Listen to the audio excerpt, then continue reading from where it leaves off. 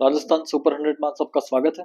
और रीट की जो घोषणा है थी, तो इतने टाइम से काफी टाइम से चर्चाओं में थी रीट के रीट कब होगी।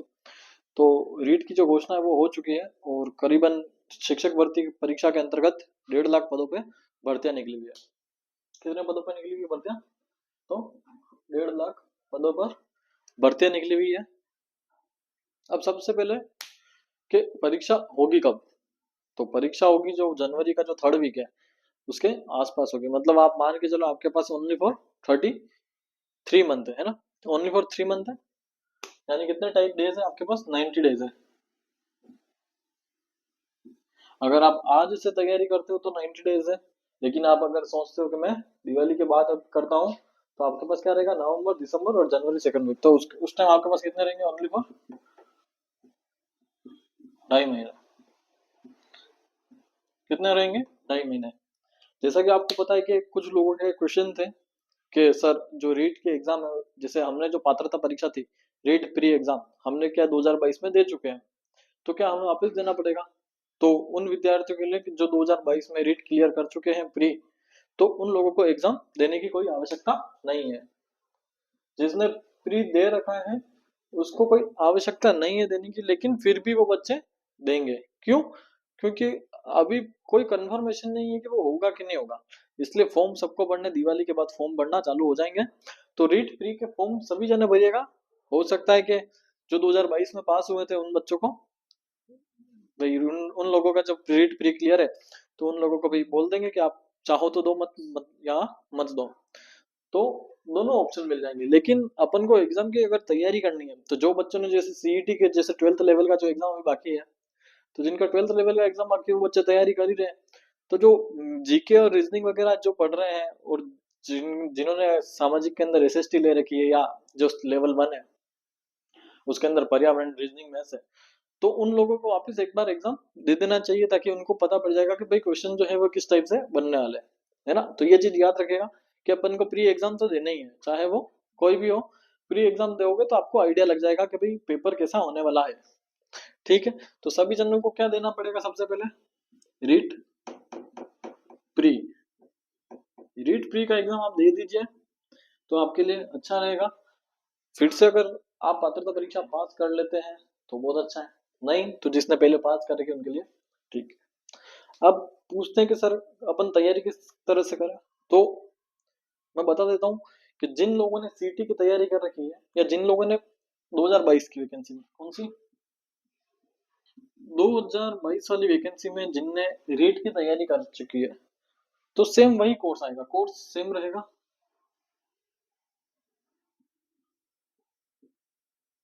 कुछ थोड़ा बहुत ऊपर नीचे रहेगा, बाकी सारा सेम रहेगा। प्री कितने नंबर का हो जाएगा? तो जो आपका प्री होगा वो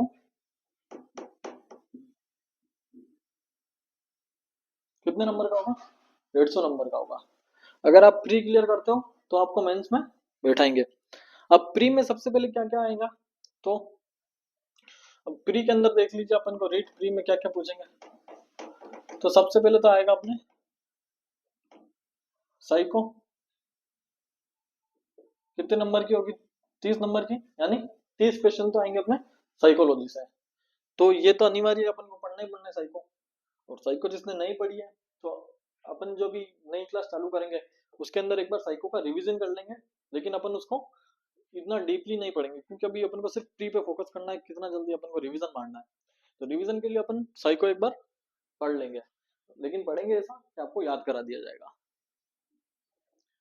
नेक्स्ट अपन पढ़ेंगे हिंदी या फिर संस्कृत, दोनों में से कोई भी पढ़ लेंगे। या तो हिंदी पढ़ लेंगे या अपन पढ़ेंगे संस्कृत। अपने पास दो ऑप्शन रहते हैं लैंग्वेज में, अगर अपन पूछे तो अपने पास दो एग्जाम, दो जो लैंग्वेज है वो रहती है। जो मोस्ट ऑफ बच्चे वो सबसे पहले जो लैंग्वेज चूज करते हैं वो हिंदी। तो फर्स्ट लैंग्वेज कौन सी हो जाएगी आपकी? आप फर्स्ट लैंग्वेज ले लेना हिंदी। और जो सेकंड लैंग्वेज है, सेकंड लैंग्वेज कौन सी ले लेना? या तो देखो जिसकी इंग्लिश बहुत अच्छी है तो वो इंग्लिश ले लेना, और या जिसको इंग्लिश बिल्कुल नहीं आती है तो वो तो संस्कृत ही लेना, और जिसको नॉर्मल भी आती है तो भी कौन लेना? संस्कृत ही लेना। क्यों? क्योंकि हिंदी और संस्कृत लगभग लगभग सेम है। उपसर्ग, समास, प्रत्यय, कारक वगैरह ये सारी सेम चीजें सेम रहेगी, और संज्ञा, सर्वनाम, बहुत सारी चीजें भी इसमें क्या रहती है, सेम रहती है। तो हिंदी और Sanskrit lump sum lump sum equal easy होते हैं। तो इस कारण जिन बच्चों को इंग्लिश बिल्कुल भी नहीं आती या थोड़ी बहुत भी आती, तो वो बच्चे क्या लीजिएगा, संस्कृत लीजिएगा। थर्ड क्वेश्चन, हिंदी हो गया, एक लैंग्वेज हो गया, और अपना फोर्थ आ जाता है जीके। जीके पर जो लेवल 1 है उसके उनके लिए तो हो जाता है जीके और रीजनिंग, मैथ्स तीनों आ जाता है। इसमें पर्यावरण भी होता है, पर्यावरण और मैथ्स और रीजनिंग। तो जो लेवल 1 है उनके लिए तो पर्यावरण हो जाता है और मैथ्स हो जाती है। और जो लेवल 2 में आ जाता है तो उसके पास पूरा राजस्थान राजस्थान अध्ययन रहता है।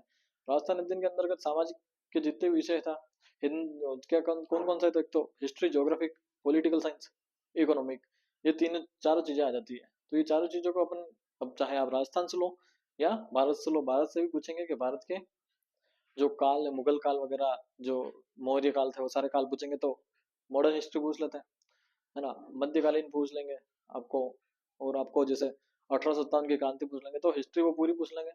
इंडिया लेवल की ज्योग्राफिक भी आएगी, और इंडिया लेवल की इकोनॉमिक भी अपन से पूछ सकते हैं, और इंडिया लेवल की पॉलिटिकल साइंस भी आती है। तो जीके में क्या पूछते हैं अपन को, एक तो राजस्थान का जीके,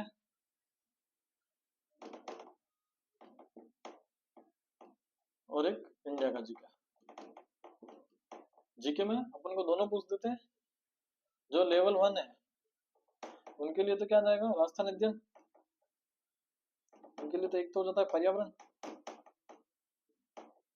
और जो लेवल 2 है उनके लिए क्या हो जाएगा, राजस्थान और भारत का होल जीके आ जाएगा, पूरा पूछ लेंगे। जो लेवल 2 के बच्चे हैं वो लोग उन जीके पे अच्छी तरह से कमांडिंग रखेगा। अगर आप अच्छी तरीके से कमांडिंग करते हैं तो आपका प्री जो है वो इजीली क्लियर हो जाएगा। तो ये टोटल जो मिला के अपन का आ जाता है 30 नंबर का, तो ये हो गया 30 नंबर का, एक दो, एक 30 नंबर का संस्कृत हो गया या इंग्लिश हो गया। लैंग्वेज आप जो चाहे वो सेलेक्ट कर सकते हो, और 60 नंबर का ही होगा। तो कुल मिला के 150 नंबर का जो अपना है पेपर है। और कितना परसेंट चाहिए अपन को, 60% चाहिए। जनरल वालों के 60% है, मतलब कितने नंबर चाहिए अपन को, 90 मार्क्स। कितने मार्क्स चाहिए, तो 90 मार्क्स चाहिए अपन को। तो इतनी तैयारी कीजिएगा कि आपके 90 मार्क्स तो आ ही जाए। उसके बाद फिर जो मेंस होगा, तो इसका रिजल्ट आने में 2 महीने लग जाते हैं। फिर जैसे ही रिजल्ट आएगा फिर मेंस का फॉर्म भराएगा। फिर मेंस का फॉर्म भराने के बाद तो 2-3 महीने और मिल जाते हैं अपन को। उसके बाद अपना एग्जाम होगा। तो मतलब आप मान के चलिए जो मेंस है वो अपना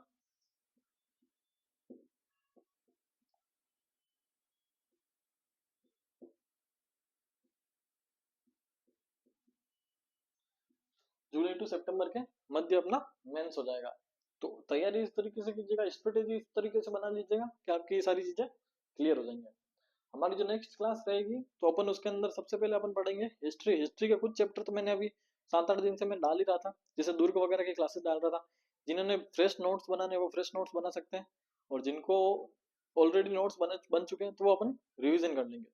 रिवीजन इतना फास्ट करेंगे कि 3 महीने में अपना सारी चीजें क्लियर हो जाए। तो ये चीज सारी चीजें हैं, ये सारी चीजें आप देख लीजिए किस तरीके से तैयारी करनी है, कैसे क्या करना है। तो एक बार आप ये सारी चीजें नोट कर लीजिए।